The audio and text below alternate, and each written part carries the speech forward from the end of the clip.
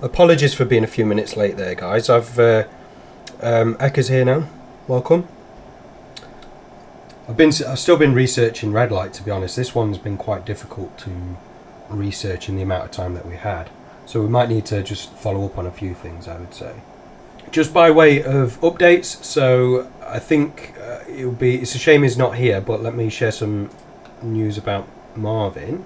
So we've been really impressed with the value that Marvin's been bringing here at AOC. He's very thorough in terms of some of the research, and he's helped out. I think, frankly, without some of his efforts, we would have probably got a little bit behind, don't you think, Cass? 100%. He's been absolutely fantastic. He's technically brilliant. He knows his stuff. Really impressed with him. Yeah, so he's from Germany. He's now a member of the team. He was on trial. That's great news. So we can send him some congratulations, maybe in the club chat or something like that. You'll notice his name is now red as part of the team. So that's one thing. Another thing is I've been playing with, you'd have seen in some of the chats, with NFTs. Never minted one before, but I decided to the other day. And just on OpenSea, nothing special, ERC 1155s. Interestingly, OpenSea, you can have unrevealed content with the NFTs. And so one of the things I wanted to do is just as something, as a trial, something to play with, see how it goes. It might not even take off, but I thought, do you know what? It could be quite quirky. So what we're going to do is going to give it a trial, and if anyone outside of AOC wants to access some of the documents, they'll be able to do so by buying an NFT. Okay, that's the general gist of it. So like, I'm just going to share my screen. These NFTs here, okay, you can see that it's just an image. This is frankly, it's a bit of I'm taking the mick out of Horde a little bit, to be honest, but I haven't explicitly said that, although you can kind of guess. The NFT itself is, we're calling these AOC heads, and then you can see the Horde graph at the top, and then all of a sudden it just dies, but flat lines, I guess you could call it. Nice little label down here.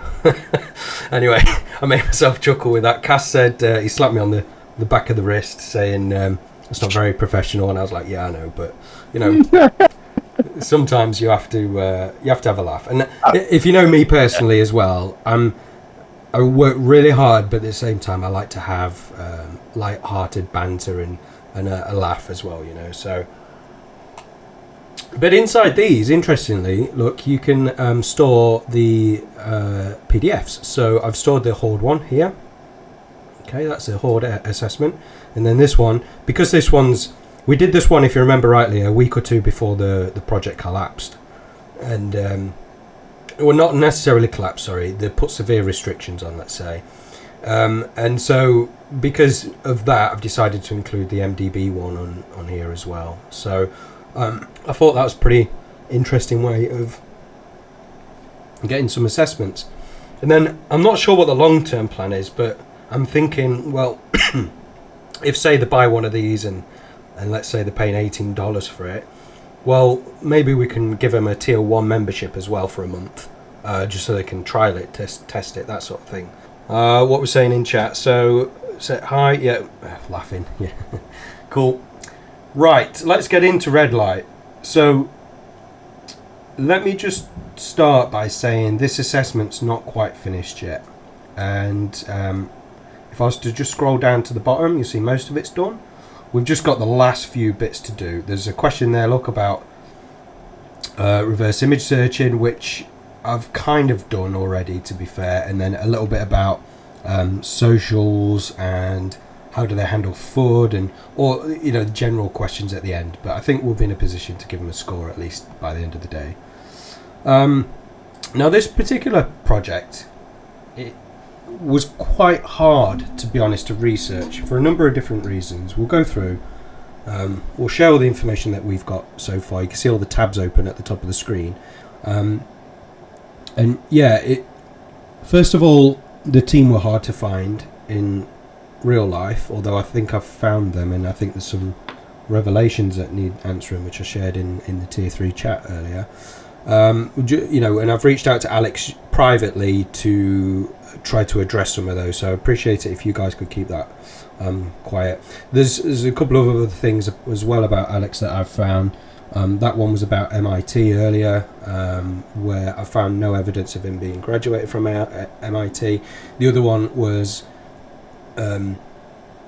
he was an ex-professional footballer at Anderlecht Football Club in Belgium, and we've linked that back to a number of different pictures, and we've been able to identify his face, although he was much younger, by some of the features on his face.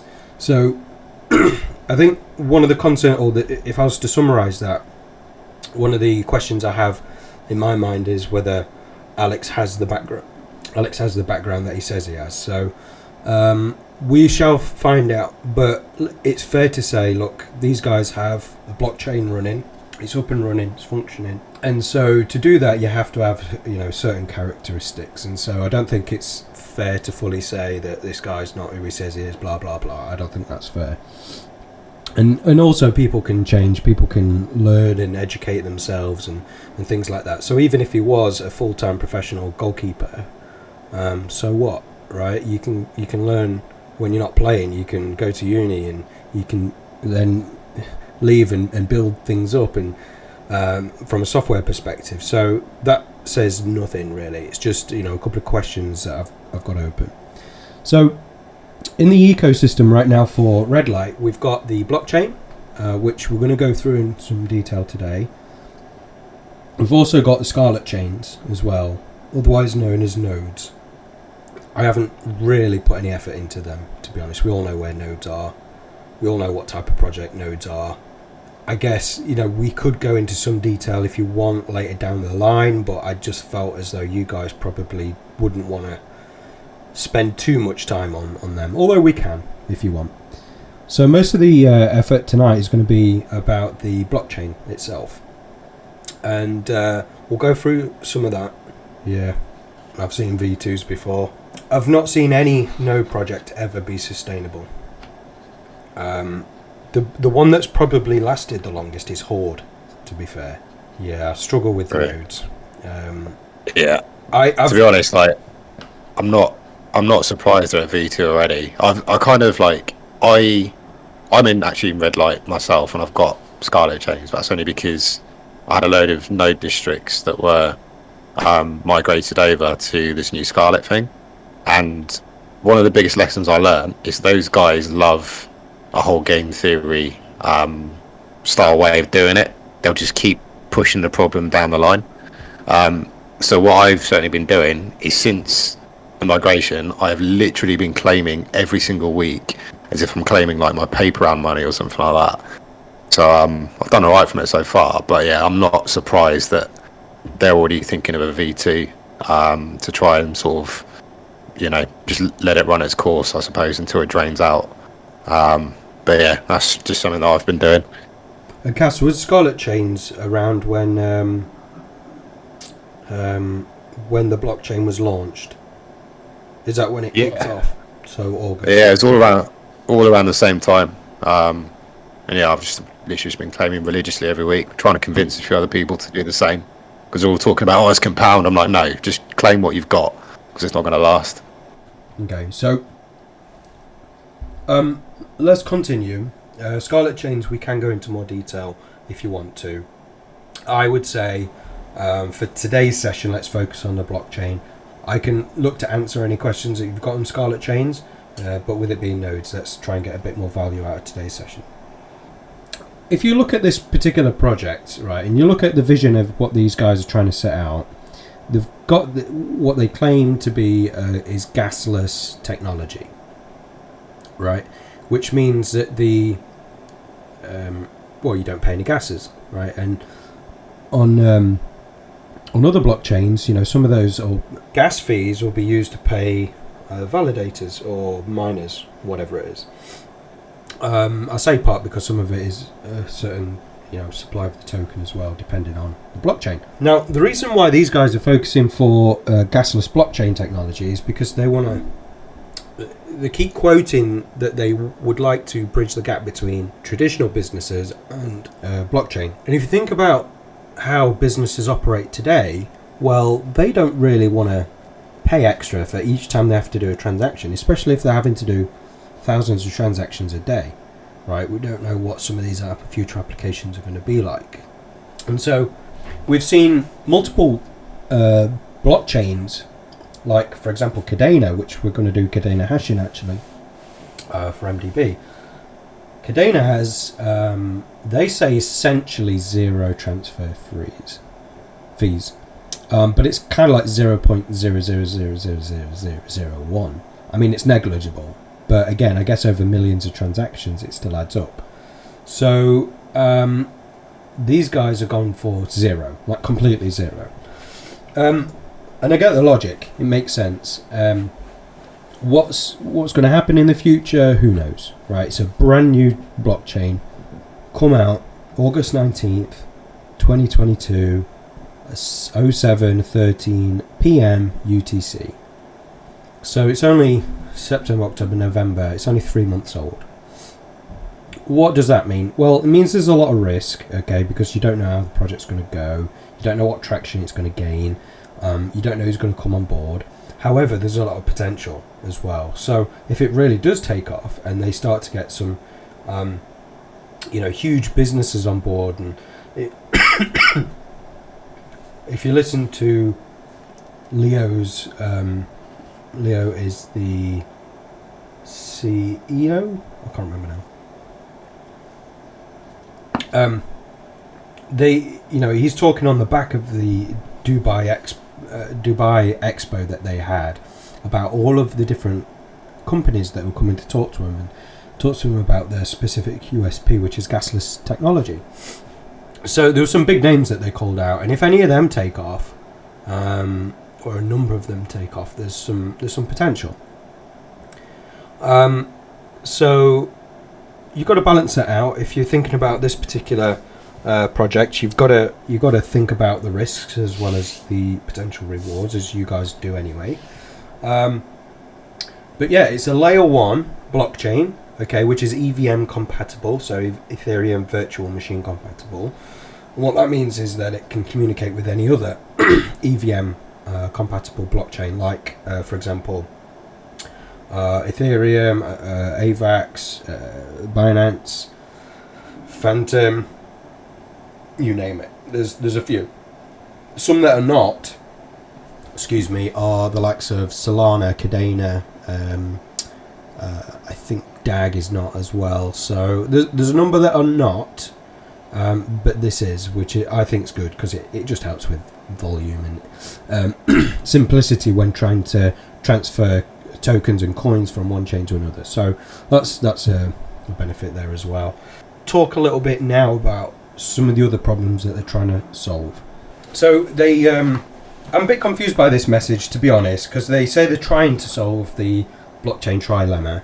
And does anyone know what the blockchain trilemma is? I forgot, I'm sharing my screen. Turn that off. Go on, explain. No, go on. Have a go. I was going to say security, decentralization, and speed, I think. That was like the... And anyone else agree or disagree with Cass on that one? Yeah, so I see a couple of people are talking. Scalability. Good lad. Cheers, guys.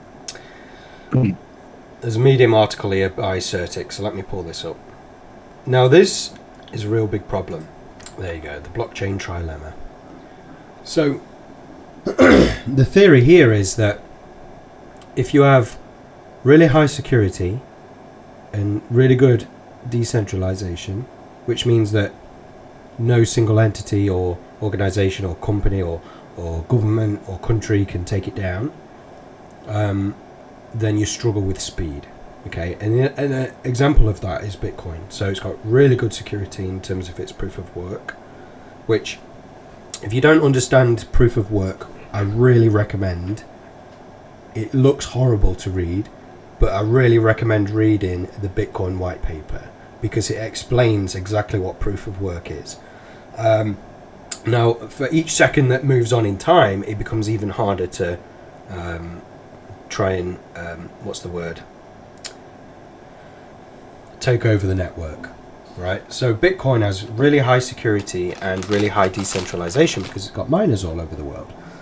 But it's not the fastest blockchain in the world. In fact, it's pretty damn slow. In fact, it's pretty archaic, and when you compare it to some of these new blockchains, it's nowhere near. So alternatively, if you had lots of speed and lots of security, you would struggle potentially on the decentralization, okay? And so I guess the idea here is, if you've got two parts, if you're really strong in two parts of this triangle, you're not going to be so strong in the third one. And that's what you've seen on blockchain after blockchain after blockchain, regardless of the type of blockchain. So everyone's trying to figure this out. Everyone's trying to come up with the blockchain that solves the blockchain trilemma, but that's what it is. So that's what these guys are aiming to do anyway. As are everyone else, I would say. I wouldn't say there's any other blockchain who's not trying to fix that. Now, interestingly, these guys have proof of authority, which is an interesting novel concept I'd not actually heard of until I did the research on this.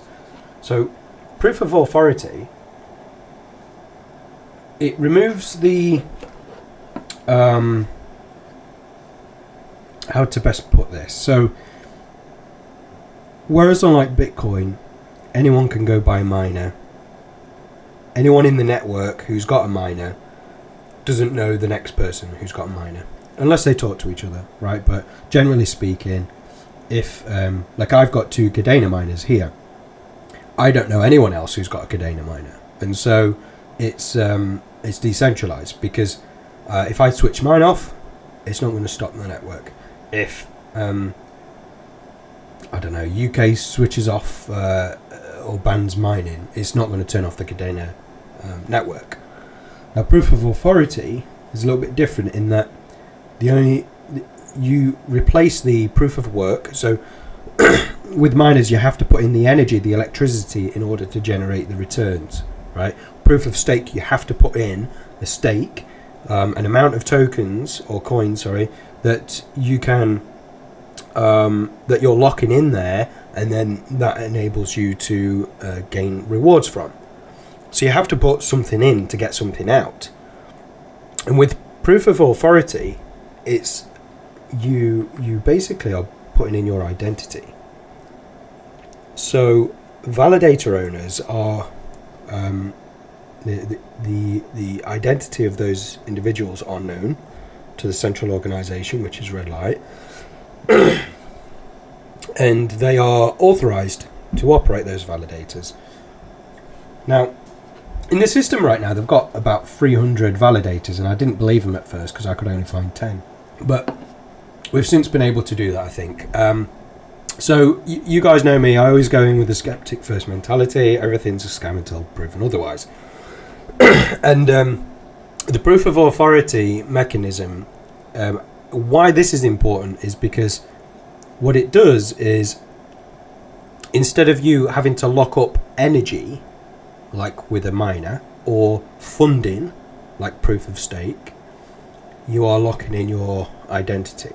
You obviously have to pay for the validator, and in return, instead of getting rewards for the actual mining or staking, you get paid per day, and that's in the native token RedLC. So each validator gets paid 8 RedLC tokens per day, and I think I worked it out as the network's kicking out about 2,400 RedLC, 2 validators every day, something like that. So yeah, instead of having to lock something up, you're giving them your identity. And so the supposedly the blockchain, or at least the network of validators, is clever enough to be able to understand when malicious behavior or nefarious behavior is happening, and then kick that validator out. Okay, so these are claims. I've not been able to validate that, those particular elements of it. So proof of authority, that's that. That's the reason why they can make it gasless.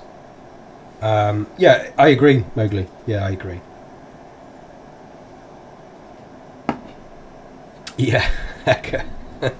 Well, I'm not sure. That's my stance anyway. I'm not sure everyone else thinks like that. But, yeah. I agree. Who's that's just popped in? We've got GD. Welcome, GD. First time I've seen you in for a while. So, welcome to the call. Yeah, mate. So, this is a T3 one, but I know that GD's not been in for a while. So, we'll let him off on this one. So welcome to the call. We're just talking about Redlight. We've just been through the proof of authority concept, and yeah, it's not a bad concept. I think the thing to realise with proof of authority is, they claim it's pretty decentralised. I'd question that. So if there's a central party, i.e., in this case Redlight, and they know who the validators are, as in the people, what happens if there is some form of legal action and Redlight has to shut down, and like the organisation, the blockchain can't really continue because they'll have all the information of all the people, they'll get told to shut down, etc. That's the way I'm thinking of it anyway. So so that's that. But yes, it is fairly innovative. I say innovative. It has been done before, proof of authority. But in the DeFi space, is there any? I think all of our usual chains, so like your Ethereum's, Avalanche, Phantom, who else we got? Solana. They're all proof of work, proof of stake. What's DAG's proof of? Oh my God, what was that one? Proof of reputable observation.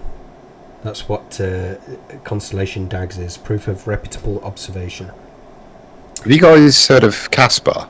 It's the one I sent earlier. That's it's just related to what you were saying earlier, JP, about Bitcoin. Apparently, it's like the souped-up version of Bitcoin. But yeah, it'd be interesting for one to look at another day, I think. But yeah, it's apparently it's got all the security and just a lot faster and scalable and stuff. But anyway. Yeah, and just remind me what the USP is for Casper, because it was something like an upgraded proof of work blockchain. Was it? But what happened? Yeah, I was questioning the guy whose tweet you put out earlier, and he sent me the white papers, which is pretty extensive. That does look like a good project to go and look at, to be fair. But I remember reading there was something in particular I thought, oh, that is interesting. So the team themselves, they call themselves Doxed. Okay, I'm a bit of a stickler, I think, when it comes to this term Doxed, because if you're showing your face, and what you'll see is often, not with everyone, Alex is showing his surname and what have you. That's fair enough.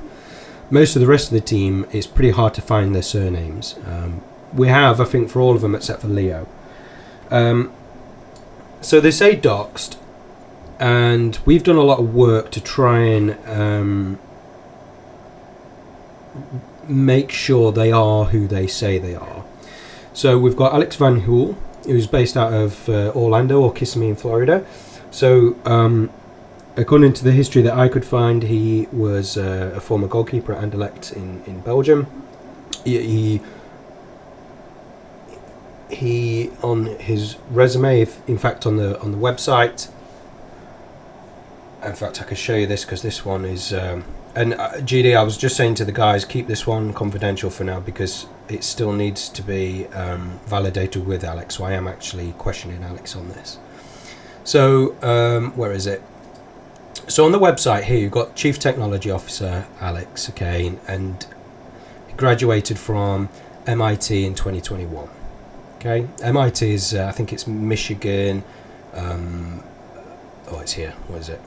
Oh, Massachusetts Institute of Technology. It's a really well-known, really well-renowned university. Okay, so this is the graduates of 2021, and so you know me, guys. I like to go into all the detail.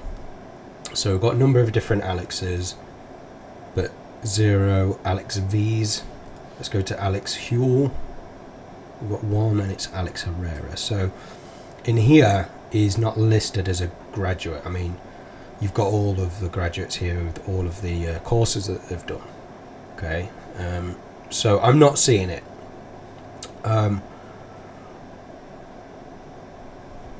Like I said, I'm doing this privately with Alex because I don't think this is something that we should be going public about. This video anyway will be locked to only AOC.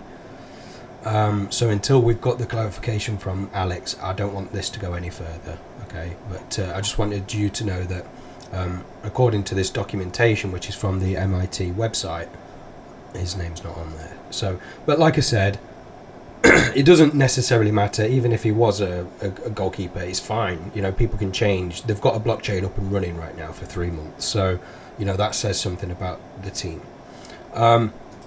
Else we have Rory Fern. I couldn't actually find too much about Rory. He's New Zealander based out of Australia.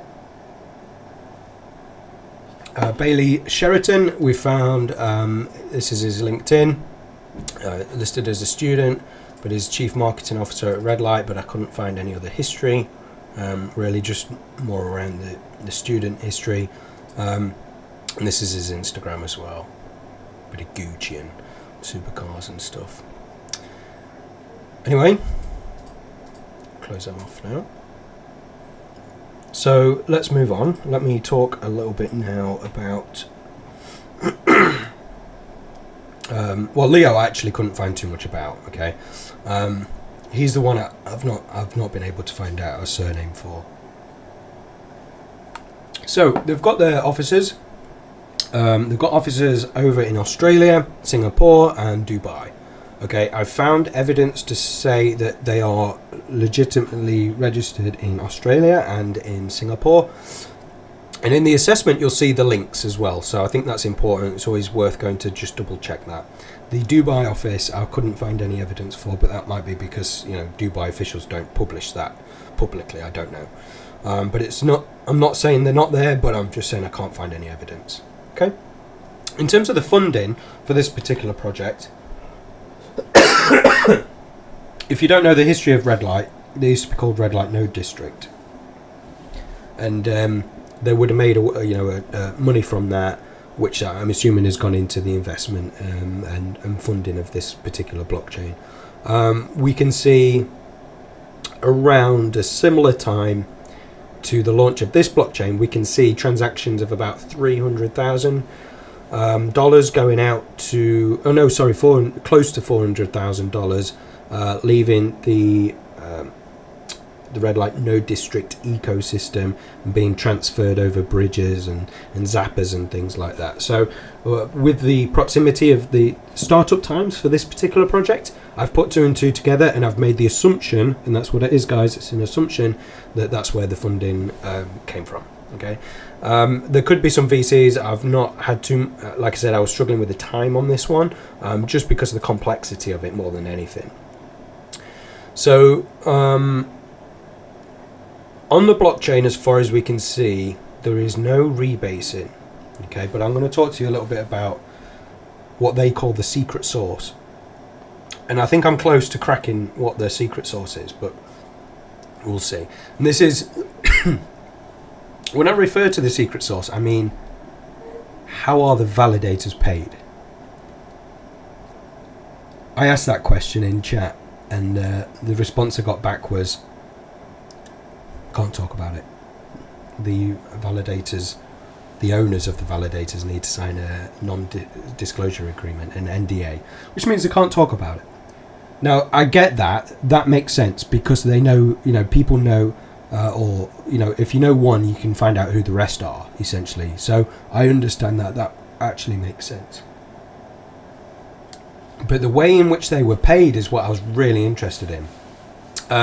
So, if you know, any of you guys know too much about Avalanche in terms of how the validators work and the fees work and things like that?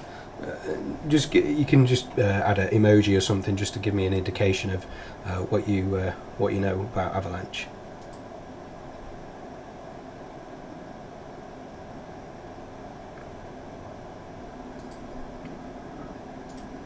Okay, right, let's go down. So let me share my screen. So this is the Avalanche white paper. By the way, compare this white paper to the 12 pages in Redlight, and yeah, you can see a few things.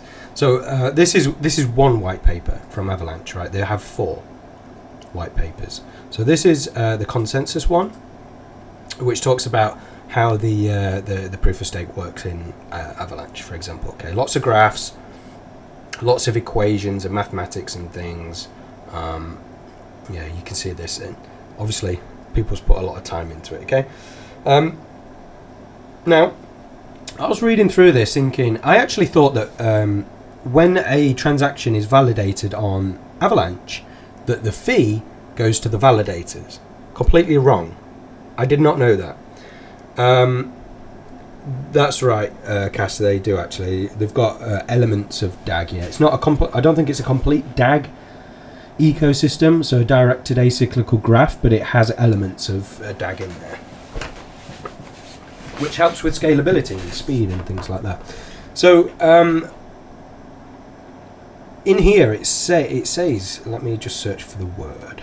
But it's, well, maybe it's in the token one then. Okay. Fees are not paid to any specific validator. Instead, they are burned, increasing scarcity of AVAX. Well. So I'm thinking those fees went from the validation of the transaction to the validators. So now I'm thinking, well, how do they get paid?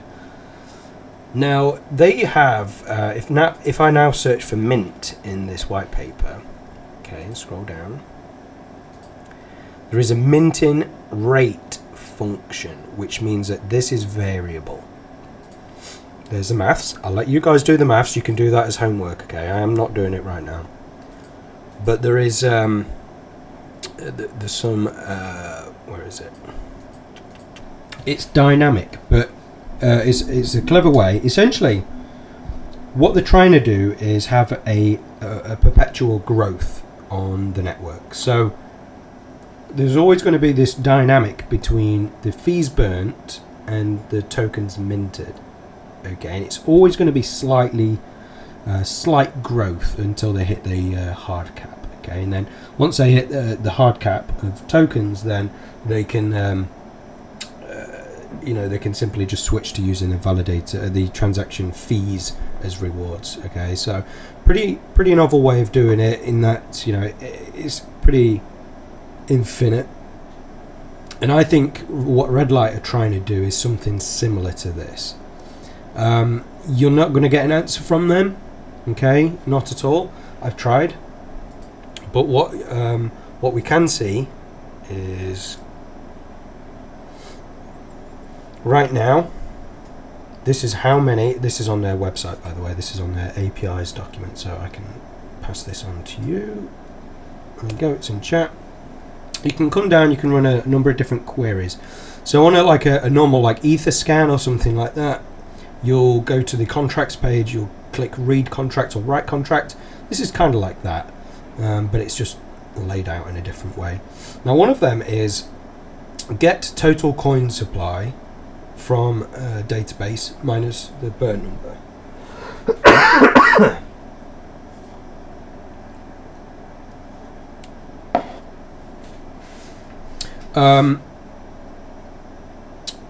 Sorry guys. So yeah, this is the total number of coins. Okay, they have 210 million total tokens. Sorry, I need to call it a coin because it's native to the blockchain. They've got 210 million cap, and then the idea is they want to burn down to 21 million, okay, so to match Bitcoin. So they're at 101 million right now. So that either means that they've not minted fully yet, the 210, because it's only it's only 3 months old. If they're working off of the theory that there's 210 million supply, well then they'd start at 210 and then burn the way through to get down to 21 million. Well, that in 3 months they can't have burnt half the supply already. I'm sorry, but that's not. It'd be ridiculous if that was the case.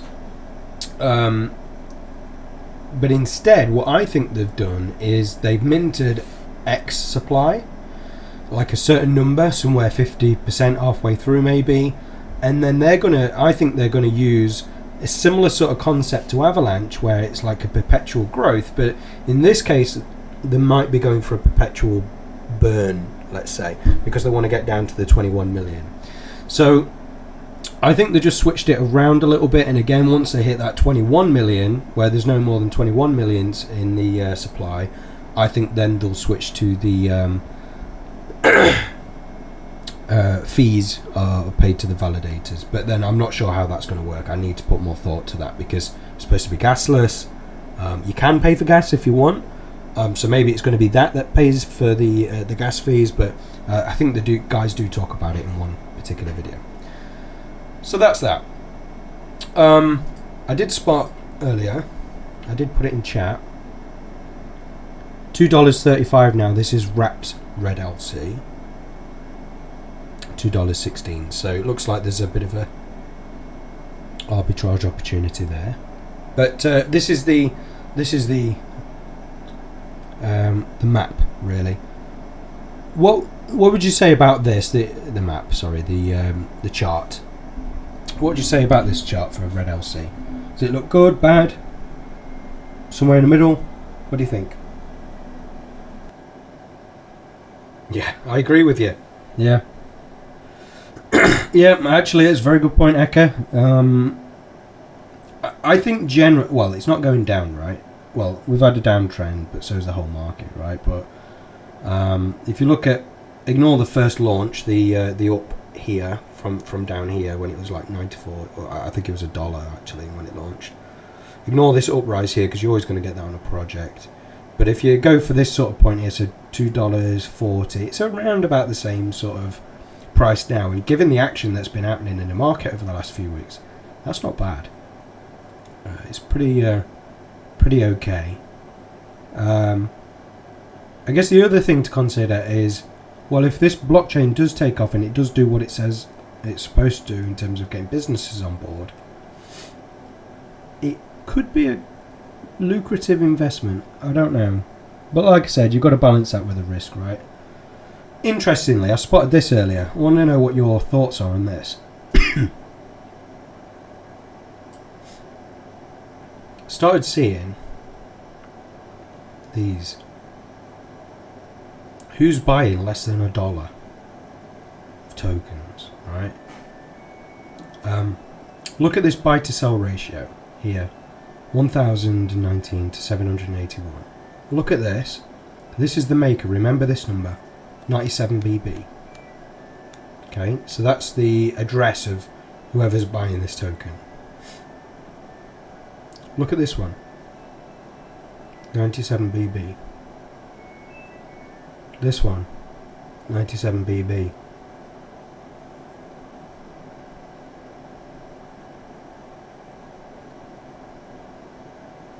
This one, 97 BB. What on earth is this about? That's really weird. Now, what would that do? Right, let's play devil's advocate here. Let's play devil's advocate. Let's say it's the team that want this green here to be higher, right, than the cells, to look like there's more buy pressure than what there is. It could be the case. It's always the same maker, okay, which means the same wallet, essentially. Remember, it's a different chain, so the way it's displayed is a little bit different to Ethereum and whatnot. So I guess the important one that we need to look at here is probably the volume, the buy and sell volume. Okay, because you can't really fool that. That's me playing devil's advocate. Can you trace the transactions? I'll show you how to do that in a second. We can see where they do burn them, the fees, or whatever. Yeah, so we can trace that. I'll show you how to do that in just a second. So I don't know. This is just a little bit odd to me. I have seen it on other chains and tokens as well. There's another one. Look. There's another. This is another one. 85936. 85936. Doesn't make sense. It's almost as if there's some sort of price controller there. I'm not going to say an LMS or anything like that because clearly it's not. But it looks as though there's something trying to stabilise with the buys and the sells, the price. And because it's secret source, we don't know this, but this is just from the data that I can see in front of me, and this is me making an assumption of being a skeptic first. So remember that, guys. Look, it's rife. Does nothing else other than boosts the buy or the sell transactions, right? That's all it's doing. Really odd, really bizarre. Anyway, the overall project, it looks as though the chart is not in a bad place. This is zoomed out 90 days. It's not too bad at all. Market cap is pretty low, if I remember rightly. Where was it? Oh, can't see. Anyway, but I was looking at the trading volume actually. So you're looking at over 500,000 per day, which is when we've when we've looked at other, let's say DeFi protocols. Granted, they're not blockchains. Here's what I found. Shut up, Siri. Sorry. Always does that when I lift my arm. I'm using my arms expressively, and my watch likes to join from time to time. Yeah, some of the DeFi protocols. If you imagine, like, I think Thor was about 1.2 million a day or something at its peak. But think about the conditions of the market right now, and you're at over 500,000 in trading volume for a 24-hour period. That's not bad, right? But yeah, let's see. All-time high there, look, of $9. So there's lots of potential in the market right now, not just this one. So let's continue. Where else did I get to? I had a look on Missouri. I don't know if everyone uses this, but really useful website. Let me drop that into chat. Normally you have some metrics and stuff on here, but we don't have any for Redlight. Just Twitter followers and Telegram users. Not really useful. Yeah, the other one is DeFi Llama, which I use.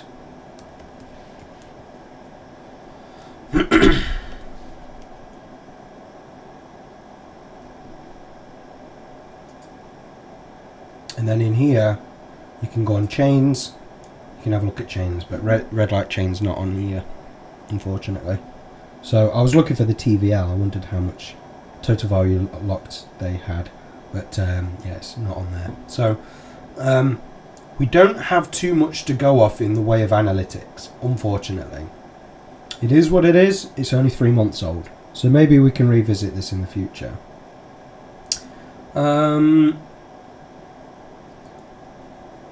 Yeah, I still need to do the calculation on whether this is sustainable. I've heard a number of different people saying that this chain is not sustainable.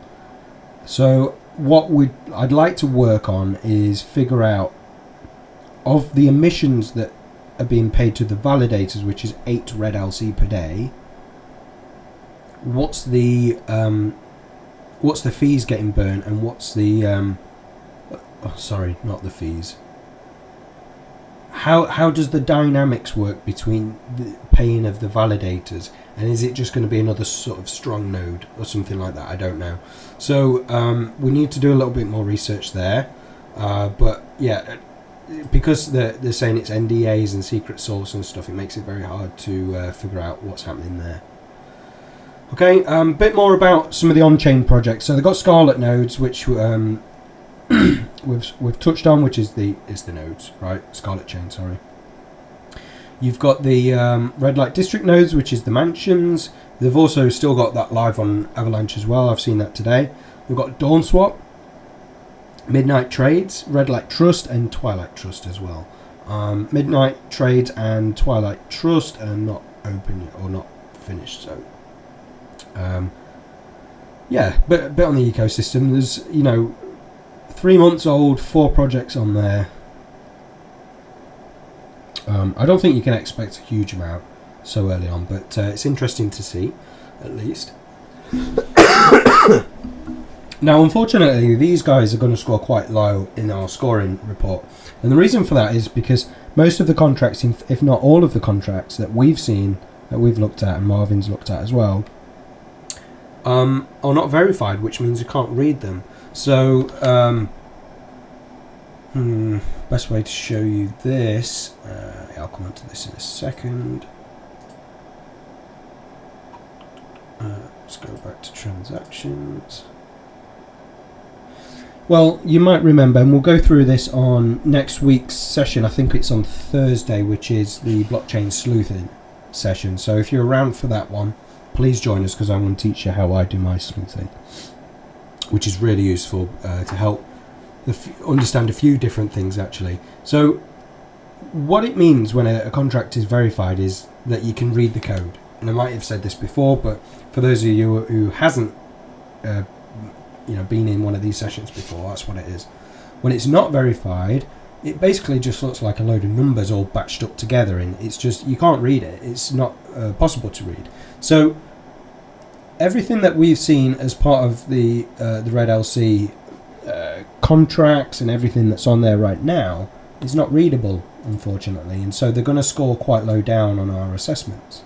Now, the other thing is, because it's such a brand new blockchain explorer, it's nowhere near as good, in my opinion, compared to some of the others, like Phantom Scan, FTM Scan, BSC Scan, Polygon Scan, you name it. They're all pretty similar, and this has some functionalities. It's similar, but not all of them. I think they've still got some development to do on there, I would say, just in my opinion.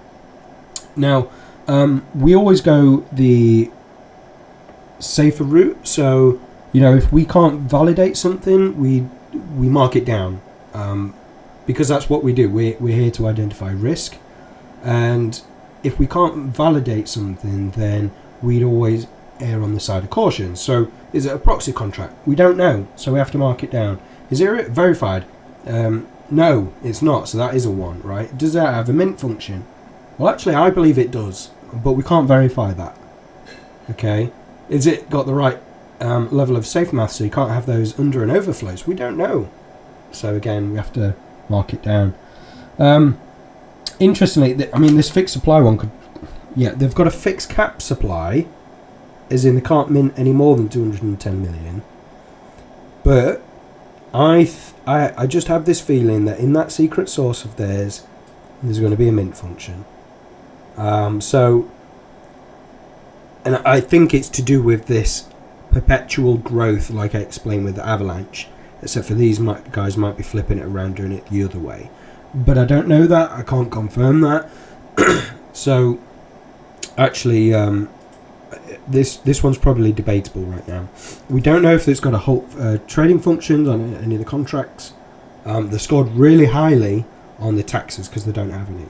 Right, so they've gained a load of points there. Other contracts renounced? I doubt it. We can't prove it, though, so unfortunately, yeah, it is what it is. The creator does own the contract, so it's not decentralized at all. Especially given what we said earlier about the proof of authority. It sounds like a really good concept, and I think it is in terms of speed and things like that. But it does mean that people know the identities of other people. So there's a potential risk there. What else we got? So, yeah, they don't have a multi-sig, and I was surprised by that. These guys are handling probably upwards of millions of dollars per week. And there doesn't seem to be any multi-sig. Even on their old Redlight district contracts on Avalanche, I couldn't find any multisigs for them either. So I think that's a bit of a bad habit, if I'm honest. But you know, it is what it is. For our assessment, we state that if you've got a multisig, you get a 5. Okay, if you haven't, then you've got a 1. And the reason for that is because we've known and seen over the past year that we've been doing this a number of different wallets that have become compromised and projects lose all of their funding. So for me, if you're handling millions of dollars, having a multisig should be the bare minimum that you should have. Liquidity, I'm not going to go too much into liquidity. It's kind of hard to find on the Redlight chain. They've got a little bit more than that actually.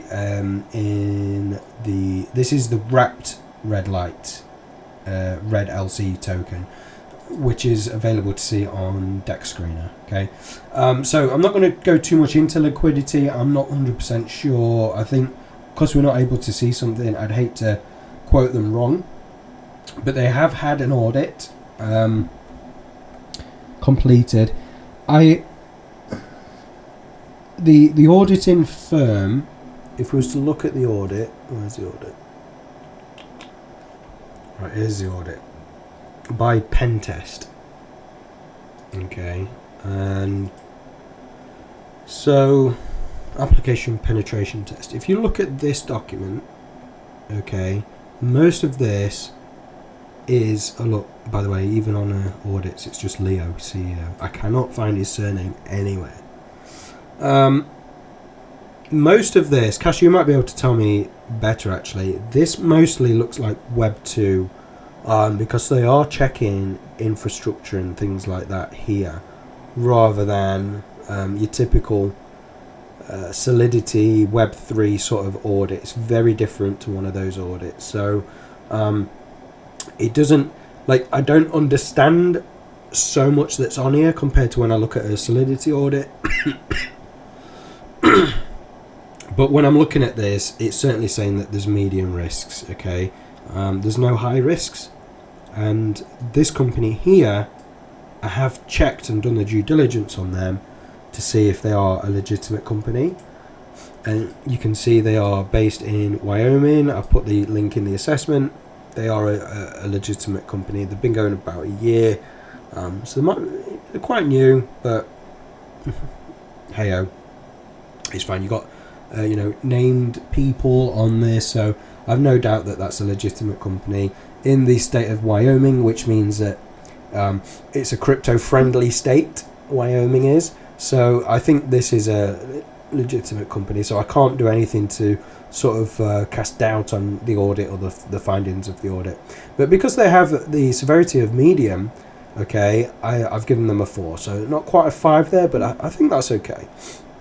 And then of the liquidity that we could find, we calculated that back and they got about 3.6%, which if you look at this, I mean, these numbers are typically protocol related rather than blockchain, but it's still within the numbers, right? So we're giving them a 3 because it's higher than 3% and less than 10%. If Redlight had the bank run that some of the other centralized exchanges had, there'd be a lot of problems because no, I can't. Do you know what? I'm probably being a bit unfair to them. It's not a huge amount of liquidity. If we compare it to like MDB, I think they were upwards of sort of 7.5%, something like that. I mean, so long as people can swap in and swap out, it doesn't really matter. But if you get a bank run, that's where the risk comes in, right? But based on the experience that we've had and over the past year, these numbers could change. I've said that before. But based on the current scoring, they've got a 3 there. No fees. Really hard to track what the team member wallets are. Okay, so we still need to look and see if we can get any of this information, but I couldn't quite find anything. The team are docs. They do use the first names. We have proven that they are the people they say they are. The question marks just about background, so we're happy with that. And then the final part of this is just around the what's YouTube, how do they handle fraud, all of that sort of stuff. So nothing major, but as I said, this particular assessment, because the projects much more complex compared to some of the other ones that we've looked at. It's taken a little bit more time, so I apologise for not finishing the assessment fully.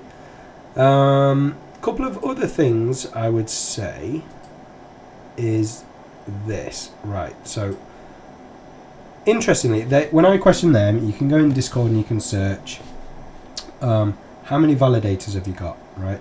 That's the question I asked, because I wanted to know how many tokens are being paid out to validators per day. So you need to know how many validators there are.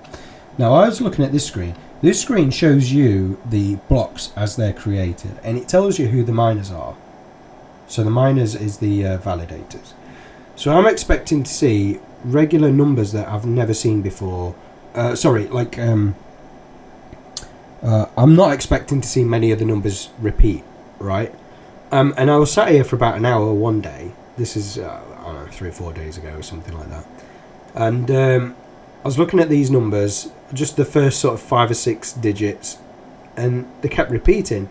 So I mapped them out on my rug map. Rug map. It's terrible that we have to have one of them. Where was we?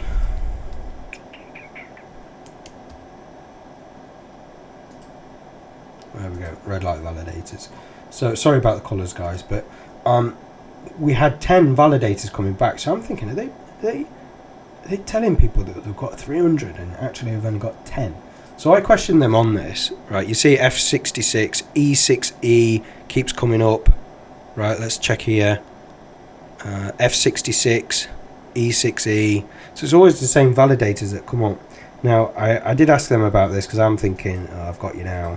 But no, what they're saying is because they've got this innovative system called the pocket system, which means if there are transactions where, let's say, not all of the validators in that particular cycle agree with the consensus of that particular block, what the blockchain can do, and this is pretty smart as well, by the way, the blockchain automatically takes that block and moves it out of the way and creates, they call it a pocket.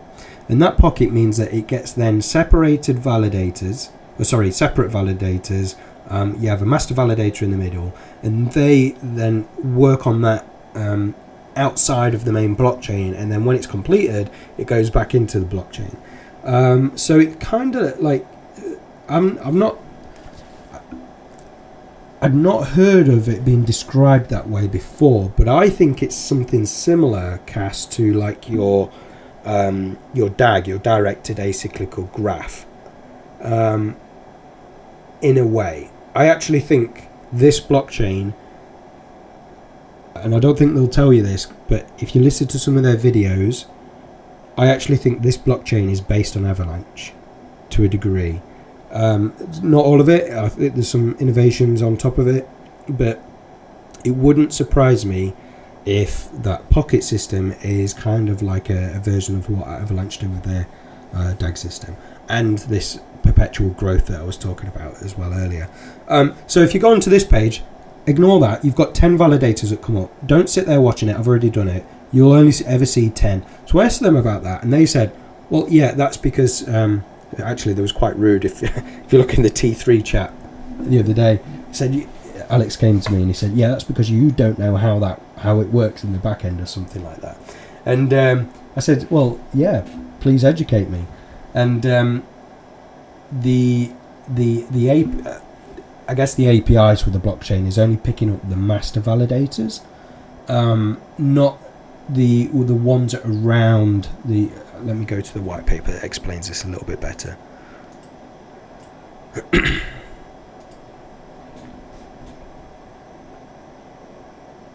Yeah, so here in the middle is a master validator. Okay, these are the ones that I believe that you can see on that page. The 10 validators that keep coming up. I think that's these. All the others that's around them that forms these pockets. Here's the pockets. Look, so it's doing its thing. It says, right, we've got a dispute here, and let's shift this off over here, and then we'll get it back in. Thanks, Eka. Take care. Bye bye. Cass, was you going to say something? No, not at all. Just listening, mate. Okay. Where was I going with that? lost my trail of thought. What was I talking about, guys? We're talking about pockets. Yeah, and so how that's right. Thanks. Yeah. So these miners, these 10 that you see here, are those master ones. They're going to have an upgrade soon, which is going to display all of them, and I have been able to validate that claim as well. So if you go on this particular wallet here, you fire this into chat. There you go. This, we found this is the rewards wallet for the validators, and the reason we can the reason we can see that is because this top transaction here is money coming into the wallet, and that money comes from the biggest holder of red LC tokens in the ecosystem. So we think obviously that's the team as like a treasury, I guess. That pays into this wallet, and then this wallet adds the rewards. So there's no secret source. And I'm sure if I had enough time, I'd be able to go through all this and just validate. But these are all different miners. If you look at the addresses here, okay, these are all them other ones. So don't, you might hear a little bit of FUD about this. We've proven it that they're right in what they're saying there. So that's fine. What else have we got? Let me just flick through my tabs that I had open. Let's Avalanche. Okay, I think we're good now. I think we're about there. So that's the assessment. That's the research that we've done. A lot of our time was spent on trying to figure out the backgrounds of the people, understanding some of the technology, and I hope you've been able to, if you've not heard of some of the concepts that we've spoken of tonight, hopefully you've learnt a little bit. I say tonight, it's probably morning for GD. Hopefully you've learnt a little bit of something. This one's very different, but you can see some of the techniques we've still used. We've managed to keep to the same assessment, although, unfortunately, because of the nature of the blockchain at the minute, with everything unverified, they're probably going to score quite low. I need to calculate all these later on. I don't think I'm yet decided one way or another what I think about this particular project. Like I said, it has a lot of upside potential if they get these organisations who they spoke to in, say, Dubai or whatever. Remember, there's only 4 protocols on right now on the blockchain.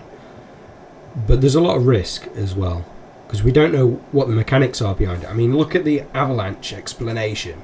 Look at that, right? You'd want to see something similar for Redlight.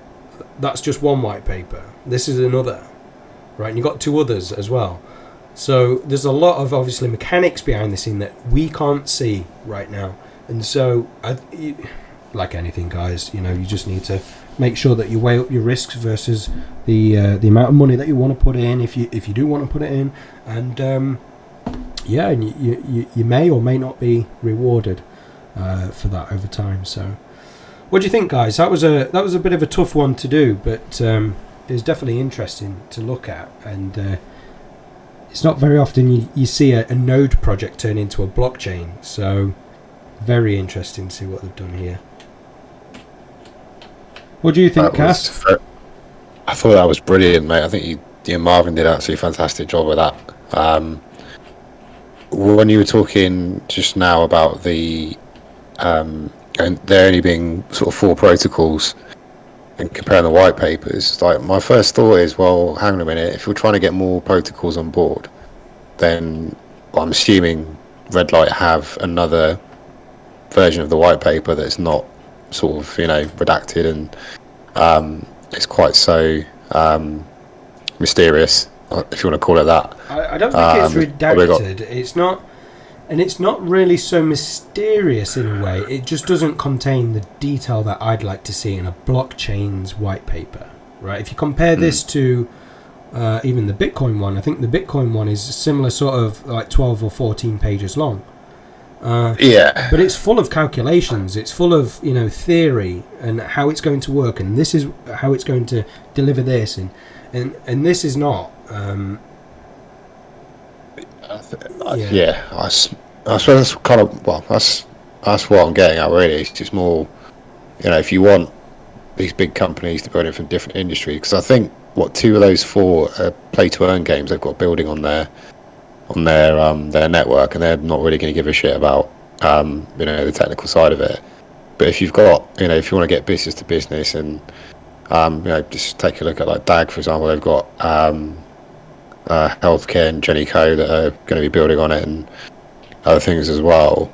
You probably want to understand more of the technical side, especially when it comes to things like privacy and like security and that kind of thing. Just that's what I'm thinking. There must be another version of that paper somewhere, for certainly more like serious technology-based businesses that would be interested, if they are interested in building on Redlight chain. Yeah, I think you make a good point. Any other thoughts on this particular project?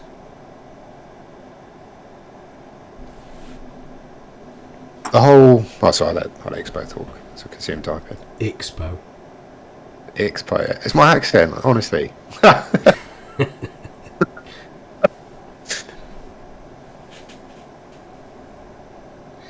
Yeah, and I've got to be careful not to try in these particular talks, and try not to get too technical, but at the same time give enough information. So I hope I was able to pitch it at the sort of the right level for you guys. I'm no blockchain expert, and I can't profess to be, but I'm hoping that, like with Nillion, when we went through Nillion, I hope was able to at least express the concept in a way that you can understand as well.